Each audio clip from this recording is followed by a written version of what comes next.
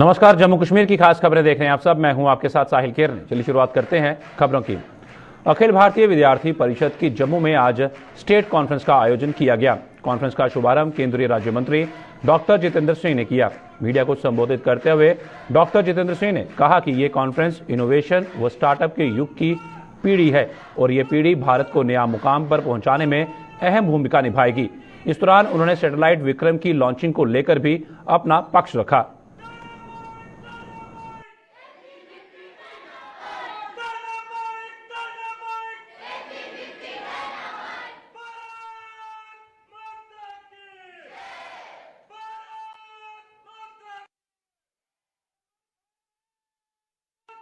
इनकी क्षमता किस प्रकार अनुकूलता से उपयोग में आए, वो इनके लिए भी चुनौती का विषय है और इनके लिए अवसर भी है। और जो हमारी पीढ़ी के लोग हैं उनके ऊपर ये दायित्व है कि किस प्रकार इनका क्षमता निर्माण करके, इनकी कैपेसिटी बिल्डिंग करके इनको अपनी पर्याप्त भूमिका निभाने में इनको सक्षम बनाया जाए। 18 तारीख को अभी तक हमारी तय है। कभी कभी कुछ ब्रह्मांड में कुछ ऐसे नए तत्व आ जाते हैं जिसके कारण थोड़ा तिथि में परिवर्तन होता है, लेकिन अभी तक 18 तारीख ही तय की गई है। जो मोदी जी ने आज से 2-3 वर्ष पहले अंतरिक्ष विभाग को गोपनीयता के पर्दे से हटा दिया था, जिससे आप मीडिया मित्रों ने लिखा था कि अनलॉकिंग ऑफ स्पेस हुआ, उसके उपरांत प्राइवेट पब्लिक पार्टिसिपेशन के लिए अंतरिक्ष को खोल दिया गया। आज हमारे पास लगभग 102 स्टार्टअप्स हैं और उसी के चलते 75 वर्ष के बाद भारत के इतिहास में, स्वतंत्र भारत के इतिहास में पहली बार एक प्राइवेट सैटेलाइट लॉन्च किया जाएगा जिसका नाम रहेगा विक्रम। कि विक्रम साराभाई जो हमारे संस्थापक थे इस कार्यक्रम के, अंतरिक्ष कार्यक्रम के नाम पर, और इस मिशन का नाम रहेगा प्रारंभ, क्योंकि एक नया प्रारंभ है। जम्मू के जीएमसी और एसएमजीएस अस्पताल में अभी तक डेंगू के 1808 मरीजों का इलाज हो चुका है। हालांकि राहत की बात यह है कि पिछले कुछ दिनों से डेंगू के मामलों का ग्राफ अब काफी हद तक गिर रहा है। जीएमसी में तैनात डॉक्टर कैलाश ठाकुर ने यह जानकारी दी और साथ ही ये सलाह भी दी कि अगर किसी को डेंगू के लक्षण महसूस होते हैं तो वो बिना समय गंवाए जीएमसी या फिर एसएमजीएस अस्पताल आ सकता है, जहां इसके इलाज के हर तरह के प्रबंध किए गए हैं। अभी तक कुल मिला के इस सीज़न में जो डेंगू के पेशेंट्स हमारे पास आए हैं वो 1808 के करीब आए।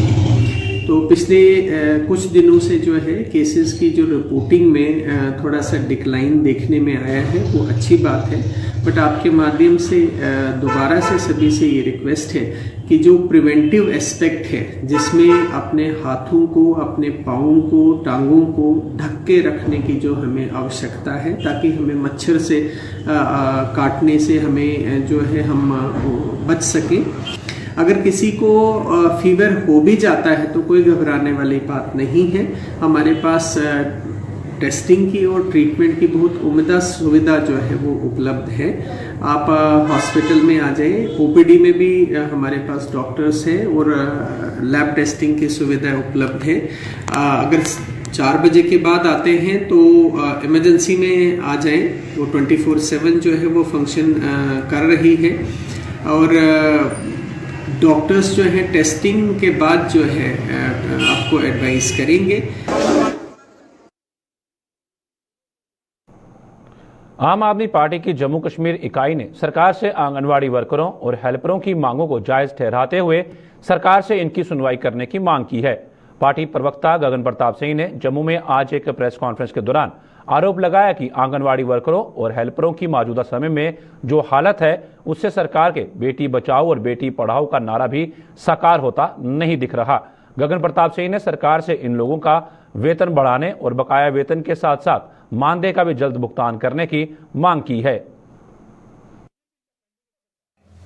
जो बड़े बड़े दावे करती थी बेटी बचाओ बेटी पढ़ाओ, और जो दुर्दशा इन्होंने जो आंगनवाड़ी वर्कर्स और हेल्पर्स की जम्मू कश्मीर में कर दी है, उससे इनके जितने बड़े बड़े नारे थे वो धाराशायी हो गए हैं। और कुछ काफी समय का एरियर भी इनका पेंडिंग है। जब से सेंट्रल शेयर रिवाइज हुआ था, कोई एरियर भी नहीं मिली है काफी महीनों के। सरकारी जमीनों पर कब्जा करने वालों की अब लगातार शामत आ रही है। पुंछ जिले की सब डिवीजन मेंढर में प्रशासन ने आज ऐसे लोगों को करारा सबक सिखाते हुए करोड़ों रुपए की जमीन पर हुए अतिक्रमण को जमींदोज कर दिया। इस दौरान करीब 8 कनाल जमीन कब्जाधारियों से मुक्त करवाई गई। यह अभियान आज मेंढर के एसडीएम जहांगीर खान की अगुवाई में राजस्व विभाग ने पुलिस के सहयोग से चलाया। हमारी कोशिश शुरू से रही है, क्योंकि गवर्नमेंट के इंस्ट्रक्शंस ऐसी डायरेक्शंस हैं, ऑर्डर्स हैं और honourable high court double bench का इसमें डिसीजन है कि जितनी भी स्टेट लैंड है किसी के इलीगल ऑक्यूपेशन में तो उसको रिट्रीव किया जाए, मुआवजा किया जाए। तो इस तरह हमारी कोशिश पीछे भी जारी रही। आज भी हमने सुबह कोई 8 कनाल प्राइम लैंड मैंड टाउन में रिट्रीव की है जो इलीगल ऑक्यूपेशन में थे लोगों के। तो इस तरह जो बाकी जगहों पे है हमने आइडेंटिफाई कर चुके हैं, कर ली है हमने कहाँ पे हमारी कितनी लैंड किसकी ऑक्यूपेशन में है। और हमारी ये ड्राइव एंटी एनक्रोचमेंट ड्राइव जो है वो कंटिन्यू रहेगी और जब तक कि हमारी ये पूरी लैंड रिट्रीव नहीं हो जाती। कठुआ पुलिस द्वारा कल यानी रविवार को आयोजित किए जाने वाली हाफ मैराथन के लिए सभी तैयारियां पूरी कर ली गई हैं। जिले के एसएसपी आरसी कोतवाल ने आज इस आयोजन के लिए की गई तैयारियों का जायजा लिया और किस मकसद से इसे आयोजित किया जा रहा है इसकी जानकारी भी दी।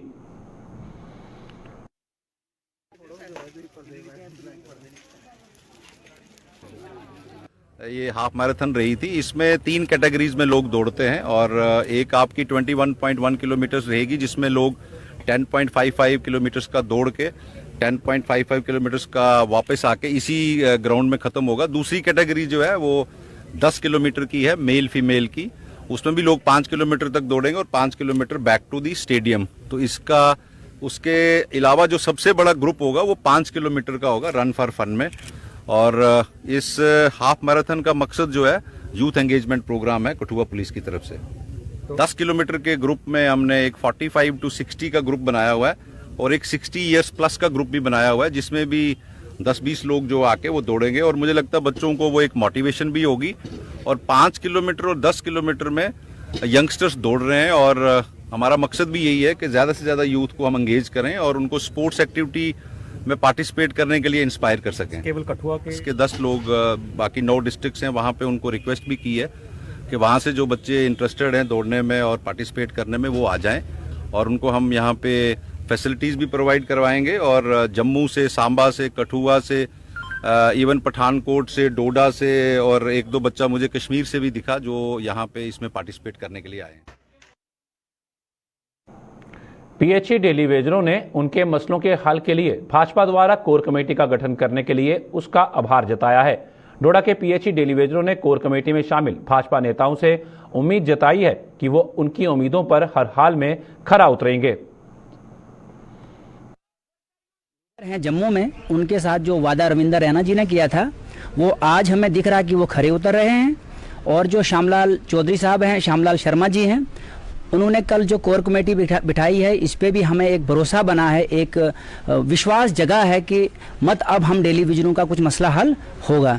बाकी आज से पहले भी सरकारें आई, उन्होंने भी हमसे वादे किए मगर वो वादों पे खरे नहीं उतरे। उसका नतीजा उन्होंने देखा कि जो उन्होंने हम गरीबों के साथ गलत किया तो उसका नतीजा वो खुद ब खुद अब जान चुके हैं। तो इसी तरह अब हमें उम्मीद है, आश्वासनों पे आश्वासन तो हमें बहुत मिले हैं मगर अब उम्मीद जागी है डेलीविजर को और डेलीविजर के परिवार को। अगर ये कोर कमेटी एसआरओ 64 के तहत हमें पॉलिसी देती है तो अपने वोट तो क्या, हम अपने घर वालों के वोट भी खुलेआम इनको देंगे। अगर नहीं तो फिर ये भी याद रखें कि जैसे पिछली सरकारें थी, अब मैं नाम नहीं लेना चाहता हूं, उनको भी हमारी वोट का नुकसान भी हुआ था और हमारी बदवाएं भी लगी थी। तो ऐसा अब नहीं होगा। अब हमारा परिवार भी एक उम्मीद में जगा है और इस टीम ये जो कोर कमेटी बनी है इस पे हमें एक भरोसा बना है कि अब डेली विजनों का मसला हल होगा। जिला पुंछ की तहसील मंडी के लोगों ने पीडब्ल्यूडी द्वारा वहां की गई ब्लैक टॉपिंग के कार्य की गुणवत्ता पर सवाल उठाए हैं। स्थानीय लोगों के साथ साथ दुकानदारों ने भी आज इस मामले को लेकर पीडब्ल्यूडी के खिलाफ नारेबाजी की। उनका आरोप था कि विभाग द्वारा घटिया तरीके से काम किया गया और ब्लैक टॉपिंग करने के एक दिन के बाद ही सड़क पूरी तरह से उखड़ गई है। लोगों ने प्रशासन से इस काम की जांच करने और दोषी अधिकारियों के खिलाफ कार्रवाई करने की मांग की है। रात को ये इन्होंने अचानक ही इन्होंने प्लान बनाया कहीं से। आप ये हालत देख लें रोड की, इस टाइम पूरे बाजार परेशान हो गया। पहले दूर हमें यहाँ पे कम थी, अब जैसे ही यहाँ इन्होंने ब्लैक टॉप किया तो ये पता नहीं आसमान से आ गई या जमीन से आई, ये हमें नहीं पता। ये ब्लैक टॉपिंग जो की है ये वापस खराब हो गई है। हम डिस्ट्रिक्ट एडमिनिस्ट्रेशन से ये लास्ट वार्निंग देते हैं या तो इस ब्लैक टॉपिंग की जाए जल्द से जल्द, या तो इस रोड ब्लैक टॉपिंग को उठाकर वापस भर के अपने घर ले जाएं जहां से लाई। 12 बजे ये लुक डाल के यहां से चले गए, लुक रात को डाली, सुबह उड़ गई है लुक। आप लुक की हालात देख सकते हैं, आप डिपार्टमेंटल को देख सकते हैं, पूरा डिपार्टमेंटल जो है परेशान है। पहले धूल कम आती थी, अब उससे ज्यादा आने लगी। दुकानदार, एक्सीडेंट का बहुत खतरा है।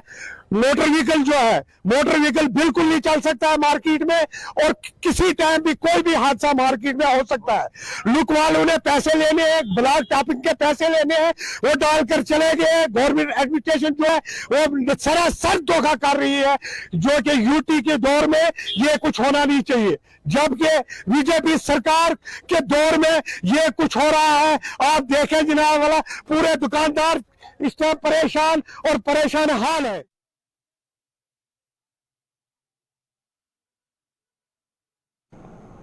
जल शक्ति विभाग के सुपरिटेंडेंट इंजीनियर आर के महाजन ने रामनगर क्षेत्र का दौरा किया।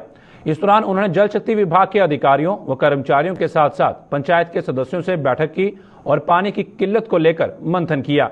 बैठक में बीडीसी चेयरमैन देशराज भी मुख्य रूप से शामिल हुए। इस दौरान सुपरिटेंडेंट इंजीनियर ने लोगों को पानी की किल्लत को जल्द दूर करने की आश्वासन दिया।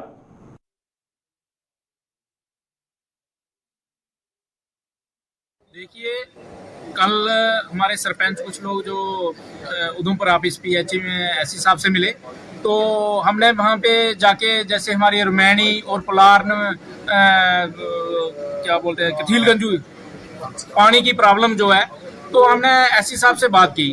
तो उन्होंने जो भी प्रोजेक्ट बनाया हुआ है उसकी कॉपी उन्होंने अपने पास मंगवाई और उन्होंने आश्वासन दिया कि जल्द से जल्द जो हांसा और कथीलगंजू में पानी की प्रॉब्लम है, बटियाड़ी है, कथीलगंजू ईस्ट और वेस्ट, जहाँ तीनों पंचायतों में पानी की प्रॉब्लम है, वो जल्द से जल्द वो हल की जाएगी। और दूसरा जो है रामनगर में जितनी भी हमारी 18 पंचायतें हैं, जैसे हमारा बहकपू विलेज हुआ, हम जिस भी पंचायत में गए तो हर पंचायत में पानी की प्रॉब्लम आई और हर पंचायत में लोग यही रोना रोते हैं कि हमारी पंचायतों में पानी नहीं है। तो हमारी बात आज एससी साहब से हुई, इन्होंने हमें आश्वासन दिया है कि हम अपनी तरफ से पूरी कोशिश करेंगे कि हमारे वर्कर जो हैं वो भी काम करें, डेली वेजर वाले भी काम करें और हमारे परमानेंट जो वर्कर हैं वो भी काम करें। जम्मू कश्मीर क्रिकेट एसोसिएशन के पूर्व ज्वाइंट सेक्रेटरी सुदर्शन मेहता ने जम्मू कश्मीर क्रिकेट एसोसिएशन की 3 सदस्यीय कमेटी और 4 सदस्यीय सब कमेटी को भंग करने की मांग की है। मेहता ने इस बाबत बीसीसीआई के प्रधान रॉजर बीनी को एक पत्र भी लिखा, जिसमें उन्होंने कमेटी और सब कमेटी को भंग कर नई कमेटियों का गठन करने और जम्मू कश्मीर क्रिकेट एसोसिएशन के चुनाव 3 महीनों के भीतर करवाने की मांग की है। सुदर्शन मेहता ने यह जानकारी आज जम्मू में आयोजित एक प्रेस कॉन्फ्रेंस के दौरान दी। हमारा यही डिमांड है कि हम जो थ्रू प्रेसिडेंट बीसीसीआई है, मैंने उनको कल एक मेल कर दी है रात को, जो रोजर बीनी है, और हमने उसका वेलकम भी किया कि आप प्रेसिडेंट, एक क्रिकेटर आया जो बीसीसीआई का, शायद मेरे ख्याल फर्स्ट टाइम रिक्वेस्ट की है इस 4 मेंबर कमेटी और 3 मेंबर सब कमेटी को रिमूव किया जाए और एक फ्रेश कमेटी कॉन्स्टिट्यूट की जाए और विद इन 3 मंथ के अंदर अंदर ये जम्मू कश्मीर की ये इलेक्शन कराई जाए, रिस्टोर किया जाए और सुप्रीम कोर्ट की जो जजमेंट को इम्प्लीमेंटेशन किया है जिसमें 6 साल से ऊपर हो गए। कश्मीरी पंडित विस्थापितों ने सरकार से उनके लिए एक नए पैकेज की घोषणा करने सहित अन्य मांगों को लेकर जम्मू में आज प्रदर्शन किया। यूथ ऑल इंडिया कश्मीरी समाज के बैनर तले प्रदर्शन करते हुए इन लोगों ने कश्मीर घाटी के हालात में सुधार लाने की जरूरत पर बल देते हुए ये दावा भी किया कि अगर ऐसा होता है तो वो हर हाल में अब घर वापसी करके ही रहेंगे।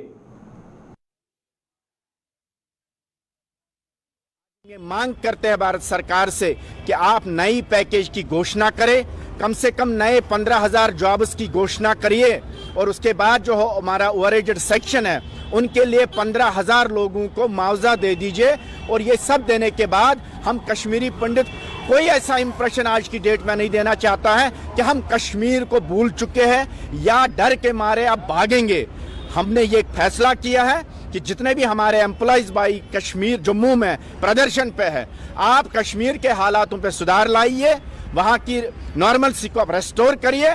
हम जरूर जाएंगे। अब हम दोबारा कश्मीर से भाग के कहीं और नहीं रहना चाहते। हमारी मातृभूमि और जन्मभूमि और मरण भूमि वो केवल और केवल कश्मीर है और जिस कश्मीर को हमने खून से सींचा, उस कश्मीर का फैसला इसी बार होना चाहिए। उसके लिए ये सही मौका है।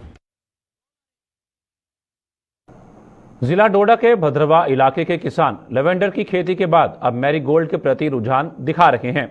सरकार के अरोमा मिशन के तहत ये किसान अब स्थानीय भाषा में बुद्धि के नाम से जाने जाने वाले मैरीगोल्ड से एरोमेटिक ऑयल निकाल रहे हैं, जिससे उनकी आर्थिक स्थिति भी मजबूत होने लगी है। खास बात यह है कि वो किसान भी अब मैरीगोल्ड की अहमियत समझकर इसका फायदा ले रहे हैं, जो भद्रवा में भीषण सर्दियों के मौसम में कोई काम धंधा नहीं कर पाते थे। यहाँ एरोमेटिक ऑयल निकालने के लिए एक उद्यमी द्वारा लगाए गए प्लांट पर भी कई लोगों को रोजगार मिल रहा है। सर पहले हम अमानी दिन लगा रहे थे तो सर 400 450 रुपये दिन दे रहे थे हमें। सर जब से हमें इधर 3-4 दिन हुए हम कभी कभी 1000 भी कमा रहे हैं, 2000 भी कमा रहे हैं, 1700 भी 1500 भी कमा रहे हैं। जैसे हमारे पास माल होगा इधर, हाँ पीछे से माल ला रहे हैं, इधर काट के तेल निकाल रहे हैं उनका सर, तेल निकाल के हम दिन कमा रहे हैं सर। अच्छा दिन है, दिन भी अच्छा मिल रहा है हमें, तेल भी निकल रहा है। पहले भी काम कर रहे थे सर मगर हमें उसमें फ़ायदा नहीं मिला, इसमें हमें फ़ायदा मिल रहा है सर, क्योंकि हमें दिन मिल रहा है सर, दिन अच्छा मिल रहा है हमें। उधर हमें 400 450 रुपये दिन मिल रहा है, इधर हमें 1000 1500 1700 2000 भी दिन मिल रहा है।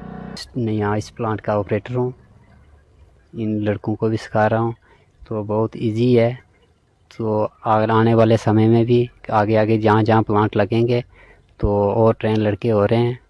तो मैं लोगों से यही अपील करूँगा कि ज़्यादा से ज़्यादा इस फूल की खेती करें। इसमें मेहनत भी बहुत कम है और कमाई भी बहुत अच्छी है। अभी हमने टेजिटस माइनोटा पे आए, हम इस पे काम कर रहे हैं। ये जो टेजिटस माइनोटा है ये बहुत सालों 100 साल पहले से ये ग्रो होता था यहाँ पे, बट ये आइडेंटिफाई नहीं किया था इसको किसी ने कि इसका यूज़ क्या होगा, इसका फ़ायदा क्या है। हमने इसको ऐसे आइडेंटिफाई किया क्योंकि इसमें एक अरोमा होता है, खुशबू होती है, और खुशबू वाली जो भी चीज़ है उसकी मार्केट में कोई ना कोई वैल्यू और कीमत होती है। अगर उसकी एक्सट्रैक्शन करके, उसकी सैम्पलिंग करके उसको चेक किया जाए तो वो कारआमद, बहुत सारी चीज़ें कारआमद होती हैं। उसी में हमें ये टेजिटस भी एक चीज़ लगी और इसका हमने स्टार्ट किया। तो पहले तो ये वेस्ट लैंड में काफ़ी होता था। पिछले साल हमने इसकी सीड कलेक्शन की और फ्री ऑफ कास्ट फार्मरों को इसका सीड बांटा। तो CSR IIIM से भी हमने इसकी टेक्नोलॉजी ली, हम किस तरीके से इसकी सोइंग करें, किस तरीके से इसको हम चेक करें। तो उन्होंने काफ़ी अच्छा सपोर्ट किया, उसमें दिखाया, समझाया, साइंटिस्ट हमारे साथ साथ रहे। तो और हमने यहाँ पे काफ़ी फार्मरों को इन्वॉल्व किया इसमें कल्टीवेशन के लिए। और इस साल इसकी बहुत अच्छी क्रॉप आई। अभी तक हमने 160 किलो ऑयल प्रोड्यूस किया यहाँ पे, जिसमें जो फार्मर हैं हमारे उनकी भी अच्छा काम हो रहा है और यहाँ पे जो लेबरर्स लग रही है उनका भी अच्छा काम हो रहा है। और जम्मू के भौर इलाके में बनाया गया बागे भौर पार्क की हालत समय बीतने के साथ साथ खस्ता होती जा रही है। इस पार्क के निर्माण का मकसद जम्मू आने वाले पर्यटकों को भी आकर्षित करना था, लेकिन अब आलम यह है कि यहाँ स्थानीय लोग भी आने से कतराने लगे हैं। यहाँ लगाए गए म्यूजिकल फाउंटेन भी अब करीब 5 महीनों से बंद पड़े हुए हैं, जिनकी मरम्मत के लिए कोई कदम नहीं उठाया जा रहा। इसके अलावा इस पार्क की अन्य मूलभूत सुविधाएं भी अब दम तोड़ चुकी हैं, जिससे हर किसी में इस पार्क के रख रखाव के लिए जिम्मेदार विभाग के प्रति रोष देखा जा रहा है।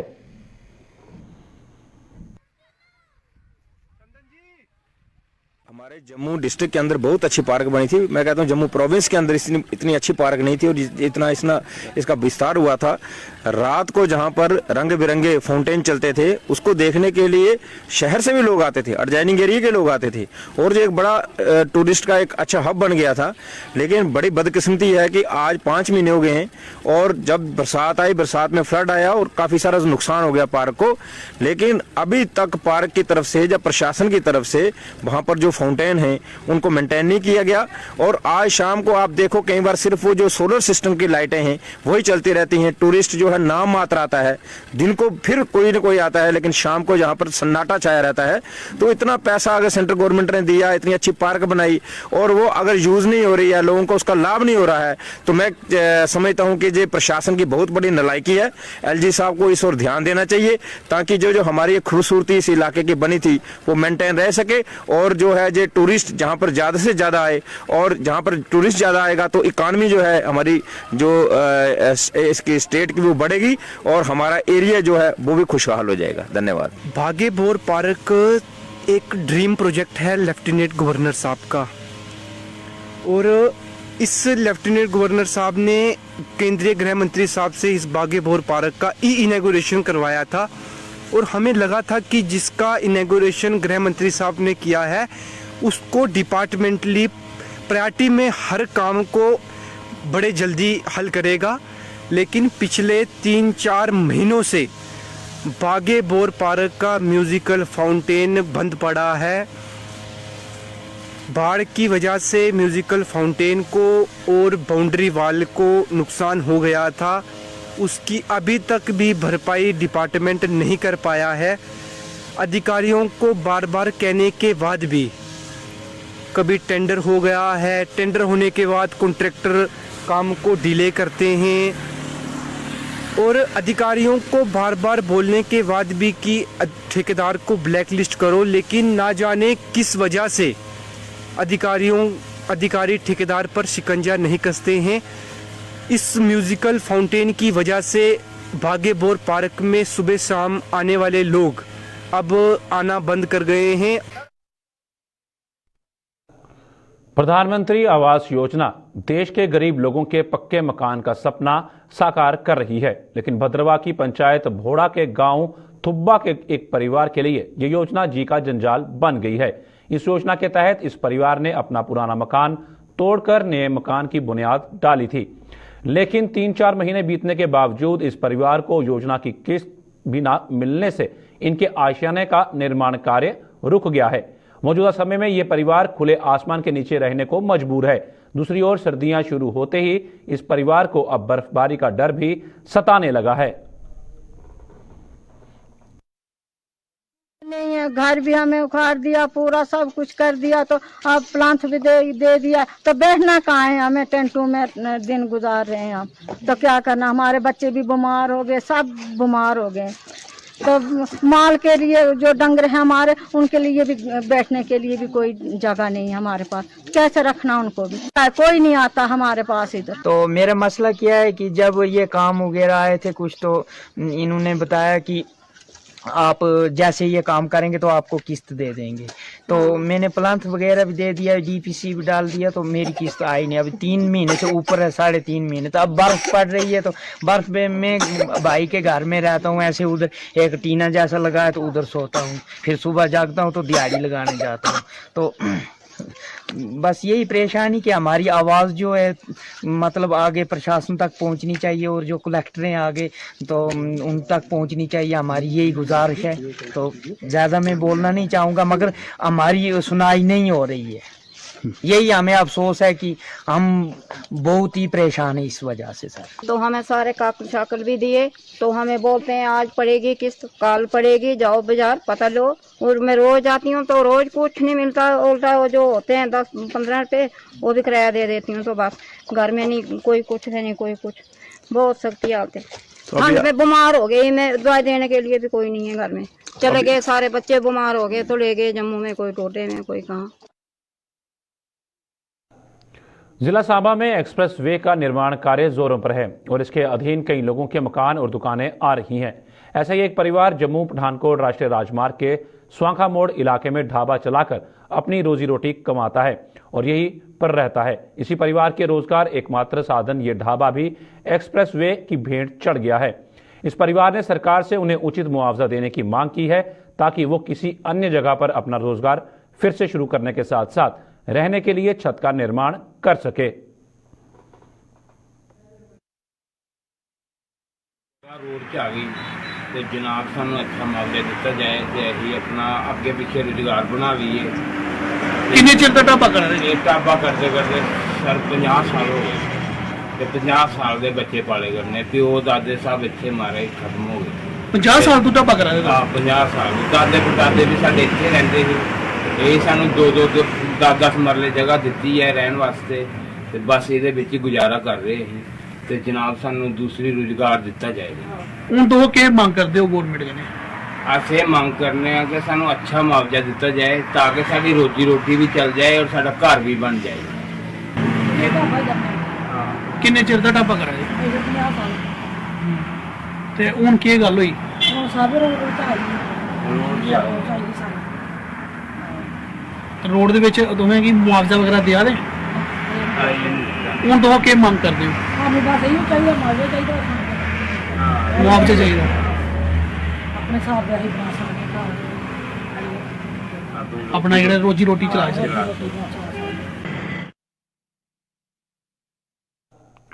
पिछले एक महीने से थाना मंडी के गांव बेगू के लोग पानी की किल्लत से जूझ रहे हैं। परेशान लोगों का आरोप है कि सड़क के निर्माण कार्य के कारण उनकी पानी की पाइपें निर्माण कंपनी द्वारा उखाड़ दी गई हैं, जिससे एक महीने से उनके गांव में पानी की सप्लाई ठप पड़ी हुई है। और तो और बार बार जल शक्ति विभाग और स्थानीय प्रशासन से गुहार लगाने के बावजूद यहां पानी की सप्लाई बहाल नहीं हो पाई है। ग्रामीणों ने चेतावनी दी कि अगर जल्द ही उनके गांव में पानी की सप्लाई बहाल ना हो पाई तो वो उग्र प्रदर्शन करने को मजबूर हो जाएंगे।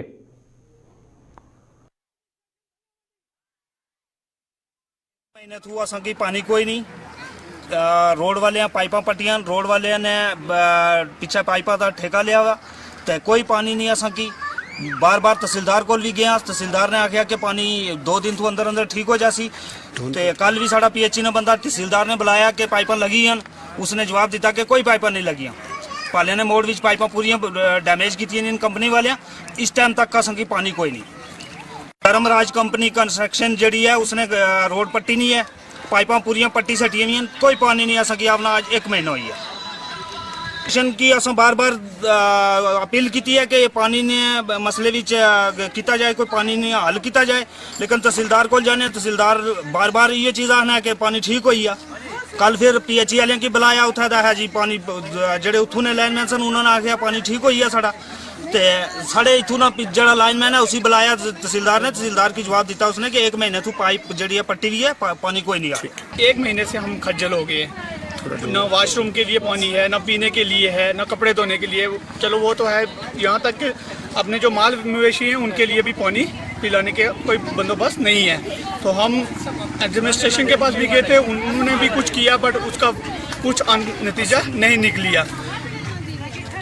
धर्मराज कंस्ट्रक्शन जो है हमें रोड से कुछ नहीं है कि वो बनाए या ना बनाए, वो उससे हमें कुछ गिला नहीं है। बट जो मेन मुद्दा है वो पानी का है। उन्होंने पाइपें पूरी डैमेज कर दी हैं, तो इसलिए हम एडमिनिस्ट्रेशन से भी ये कहते हैं कि जल्द से जल्द हमें पानी मुकर्रर किया जाए। और साथ में कि एडमिनिस्ट्रेशन जो धर्मराज कंस्ट्रक्शन है उनको भी चाहिए कि जल्द से जल्द अपनी हमारी जो पाइप है वो दस्तयाब करें। जम्मू कश्मीर की खास खबरों में फिलहाल इतना ही। दीजिए इजाजत, नमस्कार।